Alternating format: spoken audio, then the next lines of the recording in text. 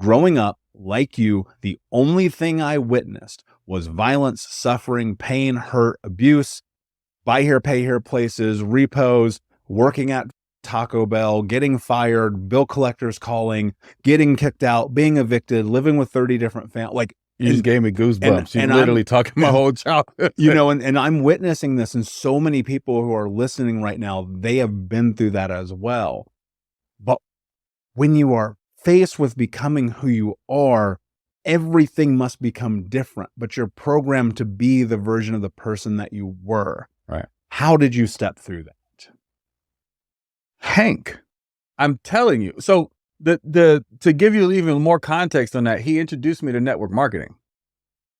In network marketing, they said it's a compensation plan with a personal development plan with what is it? They call it a personal development program with a compensation plan attached to it. Mm.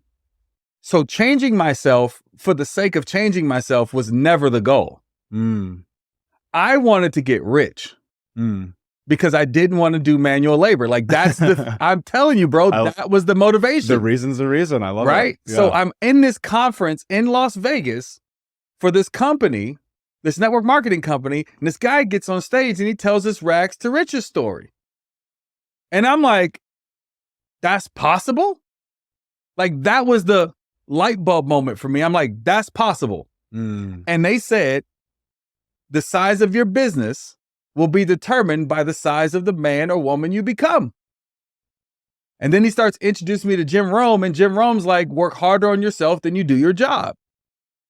Spend more time working on you than you do whatever it is that you're doing.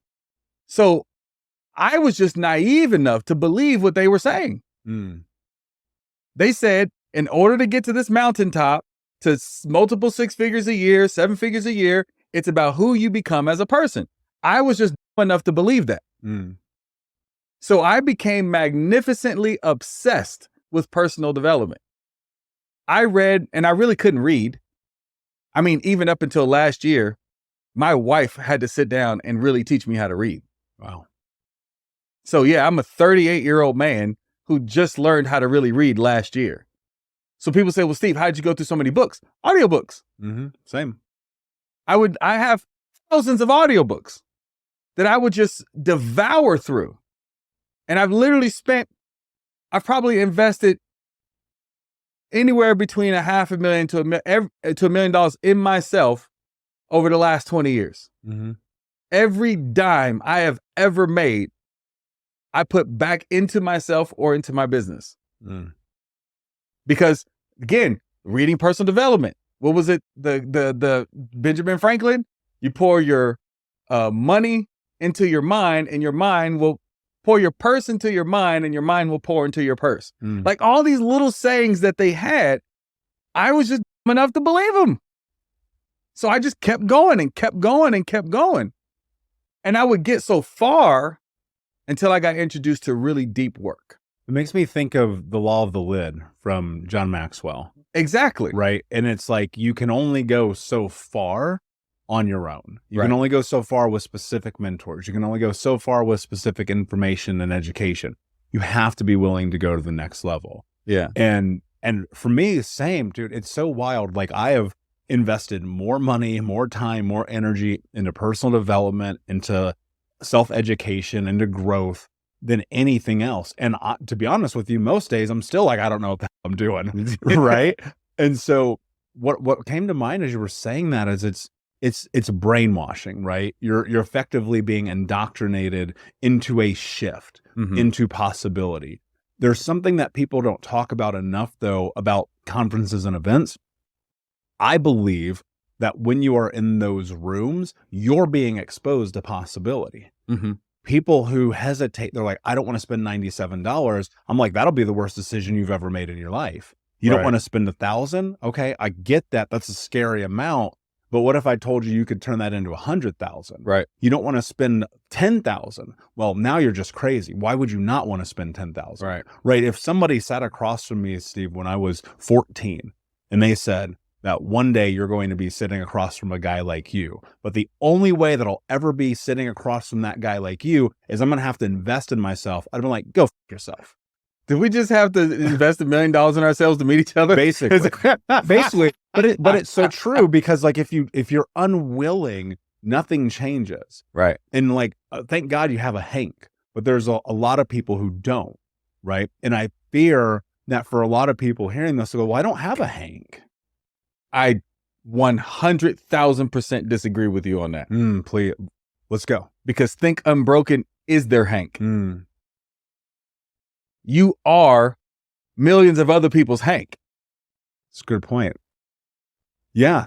I factor that. I guess in my mind, I was thinking like the physical representation of the Hank in the courtroom. It wasn't Hank's physical presence. It was his constant. Hank never allowed me to hold a small thought about myself. That's powerful. That's why our relationship was really contentious. We didn't talk for 17 years. Why? Because I was that little pissed off kid that this guy's trying to manipulate me, this, that, and the other. But it really was, he would never allow me to hold a small thought about myself. And I didn't know how to take that. Because it's scary.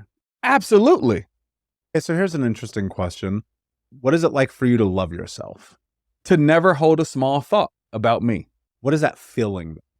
And the reason I'm asking this question is because I think from an analytical perspective, we can say that, right? But what does it feel like? Because I know I'm going to put words in your mouth. I try to never do this, but like I'm basically talking to myself right now. I have the feeling that you were probably an to yourself for a long time. Oh, yeah, for sure. And so I'm trying to understand what it's like to not be that anymore. The true honest word is grace. It's just grace. It's not feeling like I'm supposed to be anywhere. That every day is new, and it's not just the same old every day. Every day is new, and every day is an opportunity for me to choose who I want to be. When I started to really understand be, do, have, because that's a concept in personal development, but most people don't probably recognize that is the most important concept ever written, ever. Let's break that down. What is it? So, who you're being determines what you do, and what you do determines what you have. Well, the way most people approach it is, if I have it, then I'll be it, then I'll do it. Or if I have it, then I'll do it, then I'll be it. Or if I do it, then I'll have it, then I'll be it. Right? Or if I do it, then I'll be it, then I'll have it. And it's always the effect trying to change the cause. But being is the cause. Right? So for instance, if I were to say, I am a runner, what do runners do? They run. If I am a boxer, what do boxers do? They box. Well, if I say I am a meat eater, I'm a carnivore, but I'm going on this vegetable diet. That creates cognitive dissonance with your self-image. And your brain doesn't like to be in that confused cognitive dissonance state. Right. And a confused mind will always fail. Absolutely. And so before you know it, you're stuffing meat in your mouth again, and you have no idea why. That's because you try to do something outside of your self-image, and your brain will always correct that. So we have to change how we see ourselves in order to change what we do permanently. There are 6 levels to change. First one's environmental, second one's emotional, third one's physiological, fourth one's behavioral. Those first 4 are all temporary. And most environments we go into only talk about those first 4 because they get the quickest result, and you feel great when you leave out of there. But if we don't change our belief system and our self-image, then we will always revert back to doing what we were doing. So for me, not becoming that was first choosing to be grace. And the more that I get deep into just understanding life is it's just about this present moment, right? The past is over. Like there's nothing we can do about it. But the future, it hasn't happened yet. Even in I don't even know what we're going to talk about in 30 seconds. You know what I mean? And it's like right now, here we are together, but people are so terrified of this moment, and they lack gratitude, they lack self-awareness, they lack the understanding, like, this is it. It's not the cars and the clothes and the houses. But there's also something about, like you mentioned, like, you didn't grow up rich. You didn't grow up wealthy. I would argue the vast majority of the people listening to this show did not. And many of us come through this tremendous amount of childhood trauma, tremendous amount of abuse, neglect, heartbreak, devastation. And it's like, yes, you feel the fear, you feel the pain, you feel the need to create change, but so many people still often will not. What do you think is one of the first things that people need to do to face their fear? Yes, this is such a great question, because anytime we start feeling something difficult, the human nature is to escape. Okay? And everybody has different escapes. Maybe somebody start feeling fear, they go on social media. Somebody start feeling fear, they go play sport. Somebody start feeling fear, instead of facing the fear, he will go to watch Netflix. So the human tendency is to escape the moment. The human tendency is, okay, this situation triggered fear. I don't want to feel it. So let me do something else. Let me distract myself so I don't need to kind of sit with it. But almost the biggest thing I can share with the listeners is I urge you to sit with the feeling, because it seems so scary. It seems so scary, but the moment you sit with it, it's like a crying baby. All it wants is attention. And once you give it the attention, it stops crying. And that's the easiest metaphor I can give. So almost when I start feeling fear, I start feeling overwhelmed, I start feeling stress, what I do, Michael, instead of escaping to Netflix as I did, even unfortunately to porn as I used to do, what I do instead is basically I just sit with it. And like I had a baby, I would just be breathing deeply into my belly. I would just kind of listen whatever is coming, whatever needs to be felt. I feel it. And almost sometimes after a minute, after 5 minutes, the feeling go away. And what comes is almost like a courage. And this is what I do now anytime I feel fear. And I urge you, everybody, to do that. And I tell people that if you fight fear, it will fight back. What you resist persists. So I want you make your fear friend, because fear is great. Like, if you go to some strange alley in the evening, you better feel fear so you don't go there. But we have now 99% of our fears are irrational, meaning you are afraid what other people will think of you. You're afraid of getting no. You're afraid of losing something which is not even that important. So these are irrational fears. But I don't want to fight them, because they will fight back. What I do instead, when I start feeling fear, I do what I described, plus I say the small sentence that always helps. And I just say, hey, fear, welcome back. And thank you for coming back. Thank you for protecting me. I know you have my best interest at heart, and you just try to serve me. But this situation, I've got this. So just go sit on the bench and watch me, how I will pull it off. And even though it might sound funny, if you do it, I guarantee that you will pursue whatever it is with more confidence, with more courage, than if you start escaping the fear and you won't kind of face it front of. Yeah, that level of discomfort that we feel is necessary for growth, right? And I think that we'd be hard pressed to sit here and give everybody the 5 steps, right? Because at this point, we're, over 600 episodes of this show. We've talked about all the ways someone's changed their life. What I'm curious about, and because I know your story, I want to go deeper into something, because you and I had this really fascinating conversation about heartbreak, right? And there's something about the journey of heartbreak and loss, especially in relationships, that can actually elicit a tremendous amount of fear in this way that keeps people stuck.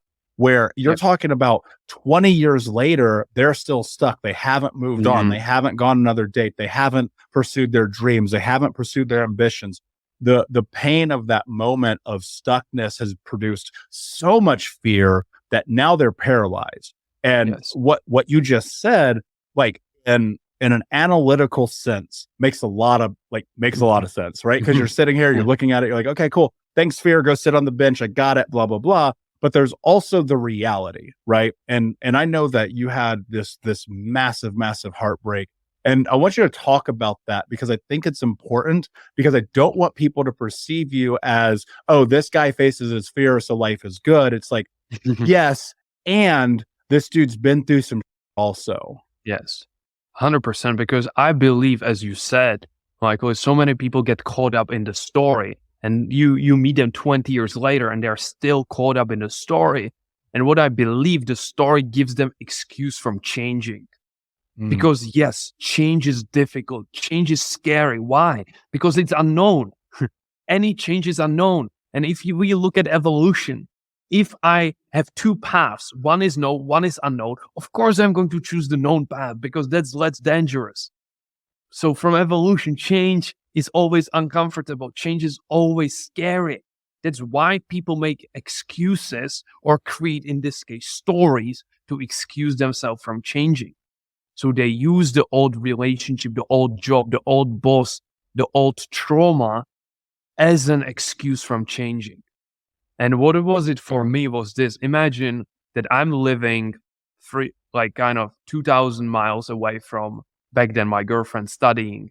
So every time I'm leaving her to go back to university, I'm like seeing her crying. I want to cry. And I'm like, man, I want to make this business work so I can have this freedom to be with her, provide for her the life I want. So that was giving me fuel as well. So I'm working on my business. I'm consistent. I'm getting no after no after no after no. And then what started happening, I start getting yes. I start achieving my goals. I start becoming really, really close to my goals. And I achieve them. And the moment I achieve my biggest goal, we break up. So in that moment, I know what could happen.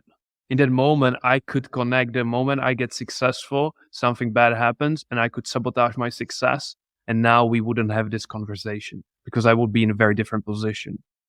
So that was for me it was like such a challenge back then because I was pursuing something so badly to give or create a life for both of us. And the moment I hit it, we break.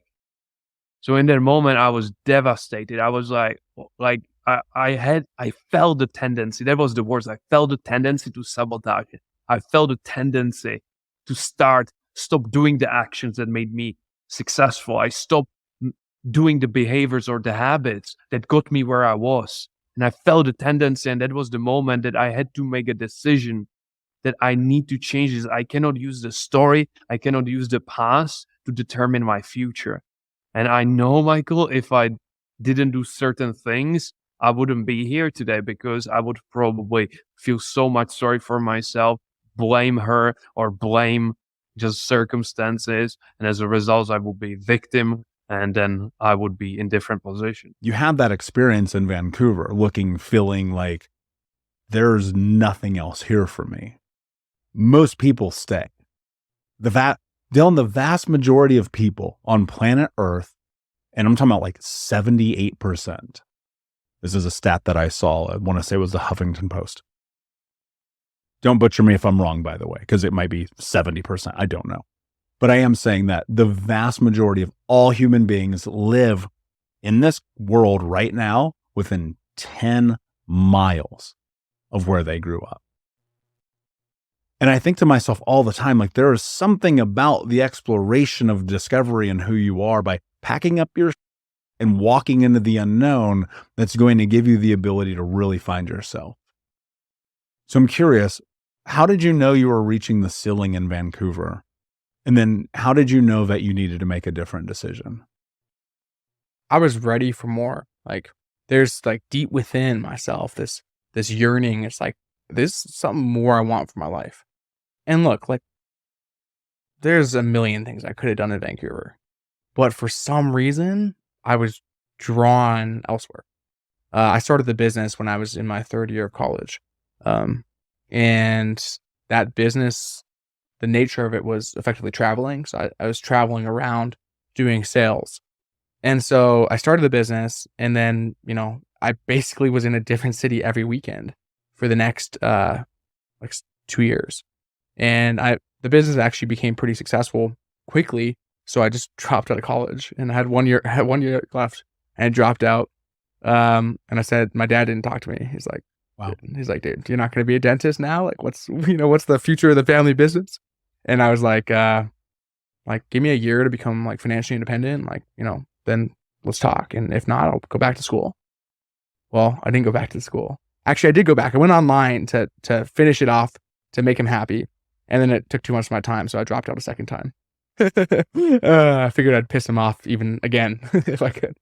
But it was that search for more, right? Deep within the fire inside me that was like, dude, I got to do something else. I did it. I found the vehicle. And then it just became like what you said is if you're not like moving for me, I believe the same thing.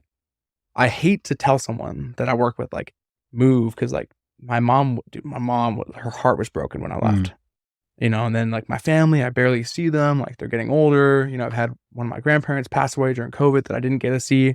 And all this stuff, it's like, but also this is my journey. This is my omens. This is my alchemist. But when you leave your situation, when I left my situation, all of a sudden, the stories I was telling myself that were being reinforced by the people, my parents, my family, my friends, those all went away. And I'm not having these stories be reinforced because all of a sudden I have new stories that new people are telling me based on the new version of myself. See, I want to become someone new and someone better. Let me go create that somewhere else and then build a life where the people around me are reinforcing that. And then I can become that, right? It's a self-fulfilling prophecy. And it's not the fake it till you make it thing. It's like, just go be someone different and you'll attract those friends in those social circles. And it's like, now I'm like, it's way different. But I don't think my social circle and the people I surround myself and my network would be as high level if I stayed in Vancouver. Because I would have been hanging out with the guys I went to the bar with. I would have been hanging out with my old friends. Like that would have been my circle and I would have stayed that way. But when I came out here, all of a sudden I'm a high level person. I'm running businesses and I just find the people that were doing the same thing. And then through that, one thing happens that's positive and we just keep stacking the positive traits. So yeah, I totally agree with that. Probably close to 25th city I've lived in around the world in the last 10 years. From all over Asia to South America to the West Coast to the Midwest and everywhere in between. Because I'm constantly in seeking of the thing that I know is out there. And I think people get caught up because it's like and I'm curious if your father really truly stopped talking to you over that, because people get stuck in this idea of creating and fulfilling the prophecy that's predetermined from other people. And that feels so dangerous to me. And maybe I'm contrarian. Maybe it's also because I had absent parents and I was out in the streets when I was 8 years old doing crazy. But part of me really truly feels like the stories, you said that a moment ago, the stories that we hear from our community, our family, the people closest to us, like, dude, these are stories they tell us to protect us. But all they're doing is stopping us. It's fascinating to me when I really look back and think about how many people in the world are dentists right now, and they hate themselves. They hate their lives. They're always living into the dreams of other people. Maybe it's their father. And that's a level of combat, like emotional combat, that is painful. It is cutting. It gets you in this way where you can't even really understand how to navigate the world. But yet for some, you said, I still am going to do this. So I'm wondering, what was that like for you? Like navigating that experience, removing effectively the lineage, the family business, the legacy of your grandfather and so forth. Like, how do you navigate that as not only a man, but as a human being, to be like, this is where I'm going. And I understand that you don't like it. Yeah. Well, my dad's amazing. We have I would say him and I both think that we have a really strong relationship now, but did I have daddy issues? I mean, maybe. Like not, I guess, dude, everyone has going on, but like, I was seeking for something and I wanted that from him. And he was seeking for something from me, and he wanted that from me, and we just were out of alignment. Mm. And that was it. Not that either one of us was wrong. It was just like he wanted the studious, whatever, and I was like the opposite. So with that, I went and did my own thing. And then I went through a period of time where I was really trying to hone in on the relationship with my dad. It's like, how can I make this better and foster this connection? Because I know it's important. One of my mentors at the time, like literally my dad would send me a message and my instinct would be like, cool. And like my dad would send me like a nice little paragraph, whatever, explaining life and whatever's happening with the family. And he would sit there and he's like, no, dude, like write this. Like, and he would like, we put together like a better paragraph and send it, and my dad would engage. But what I saw is like I was putting all this effort to try to build this relationship with him, and it wasn't working until something changed. And what changed was I said, let me just live my life. Let me live for me. Let me be my best self and live in my joy. And I accepted my dad is doing his thing, and I can't change that. He can't change me. Well, about 12 months later, I heard through proxy from someone else that my dad had told some of the people at his office. He said, in my next life, I want to be Dylan. Because what had happened is I was living my journey. I was happy. I was doing what I wanted to do, not what I was told through the system. And all of a sudden, my dad looks at me and he's beyond proud. In fact, he's some element of envious of like me going on my journey. And I know there's things. Had my dad not gone the path of being a dentist, like I probably wouldn't be here right now. But he would be doing something that he really loved. Dentists have the number one rate of suicide in professions, which is crazy. But now it's like he looks at me as a spark of inspiration. He came down here to visit me, my mom and my dad, a few months back, and I had a book by a friend of mine, John Gordon. It's called Power. What was it? I think it was Positive Thinking. He's written like 50 books. We've had John on. He's incredible. Okay, cool. Yeah. So him and his wife Catherine are awesome. And Catherine actually sent me the books. And it was sitting there, and my dad just picked it up. Was like, oh, this is cool. And he read through it, finished it in like a day. And his whole thing is like every time he's faced with the situation, he's like, he literally told me this. He's like, he thinks, how would Dylan handle it? Because he sees me as a light of optimism and positivity when he has more pessimism or realism, But yeah, and that's pretty cool. When you go back and you look at those moments and those experiences of not wanting to do it, falling under the peer pressure, like, was this pressure from your father too? Or was it just the community and you felt like, man, I want to live into being this thing that maybe you didn't see, but other people saw in you? I will say that my dad was always supportive of whatever I wanted to do. He never pressured me into doing that. It was more so community pressure in that instance. My parents both my parents are very hardworking people.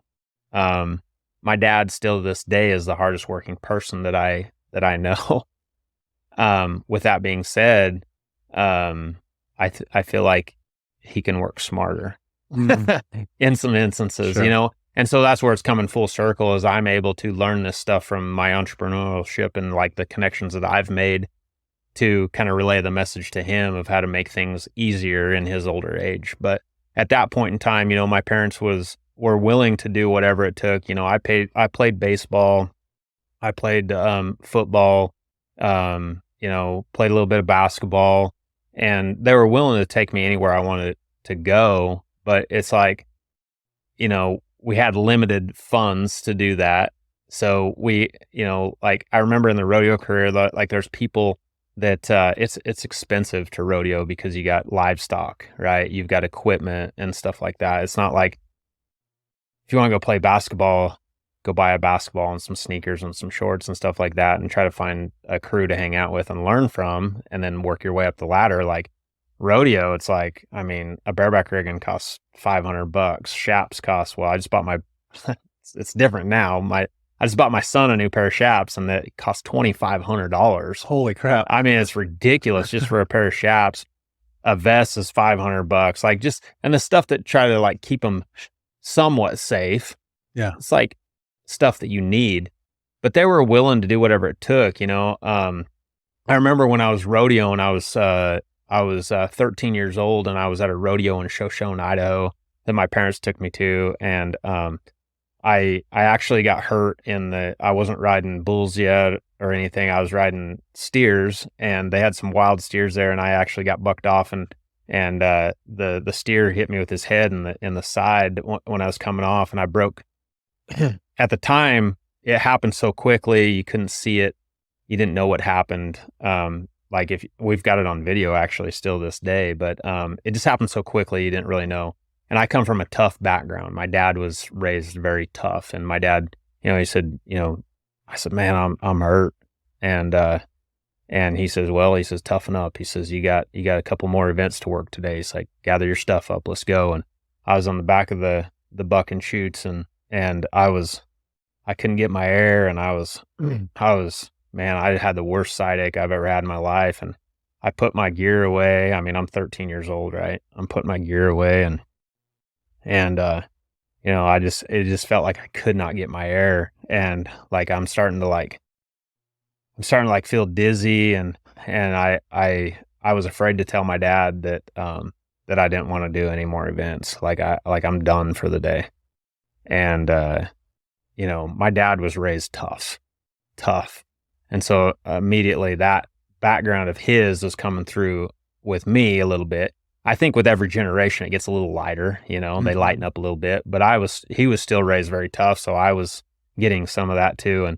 And he says, you know, he says, let's go. He's like, get your horse saddled. Like, let's go. You got a rope here in a little bit. I told my mom, I was like, I don't feel very good, Mom.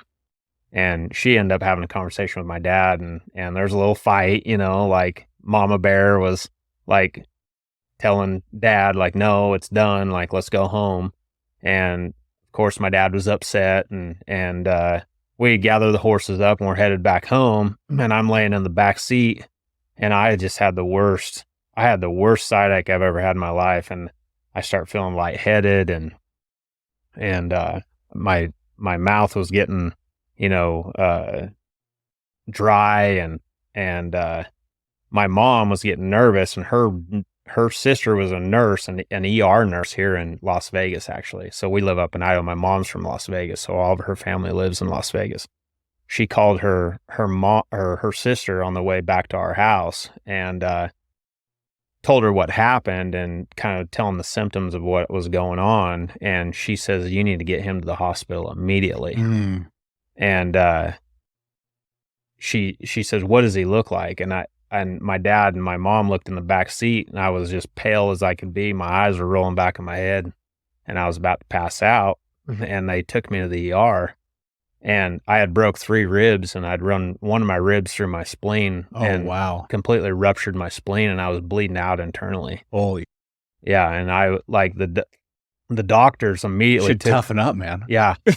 Well, and that's just the way I was raised. That's the way we was all raised, you know, in that area. And so the doctor said, man, if you'd have been here 30 minutes later, he had been dead. Like, he had lost so much blood that it was just, you know. So from a young age, like, I started gaining that pain threshold. Yeah. You know, and that grit, you know. And I spent a week in the hospital there, and they took half my spleen out. On the other note, they were going to take my whole spleen out, but my parents, my dad was the one that started the company that I'm in right now, and it's a health business. My grandma was a naturopath for people, and so he always questioned the doctors when everything was going on, you know.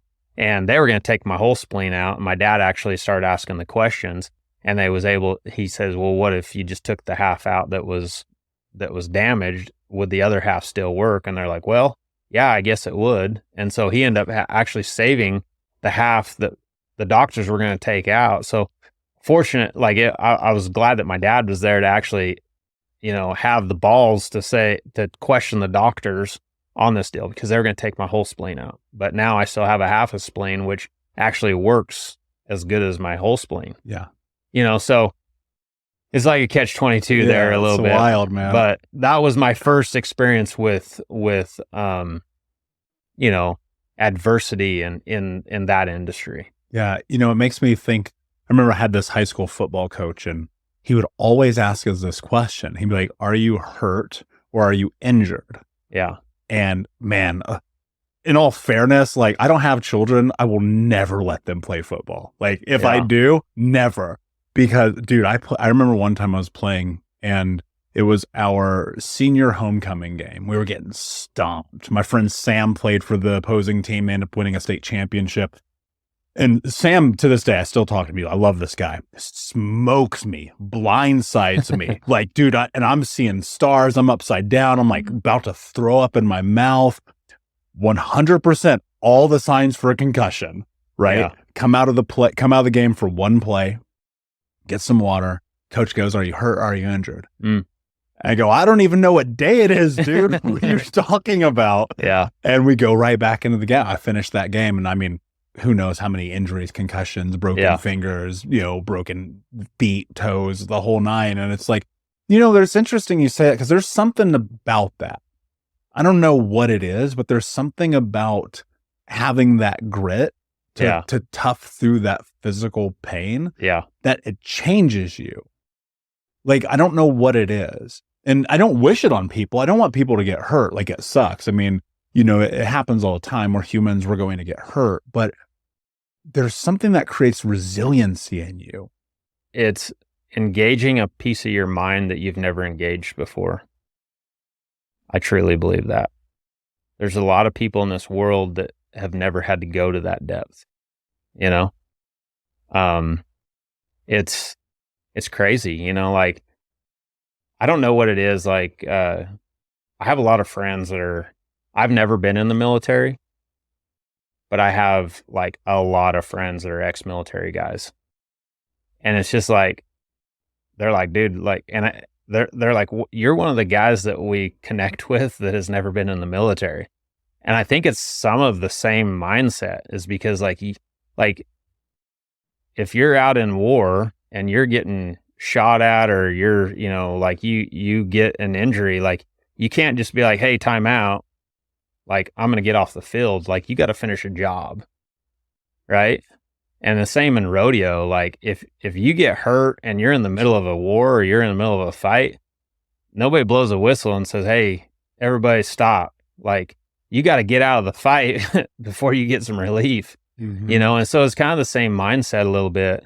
But that was one of the first things that sculpted me, I had in high school, I was riding bucking horses, and I had a horse throw me past my rigging and broke my wrist off, and my hand didn't come out of my rigging, and wrapped my arm around my rigging, and I was stuck to him. Is the rigging the thing you hold on to? Like, you put your hand underneath it? Yeah, so, and they're fitted to our hands.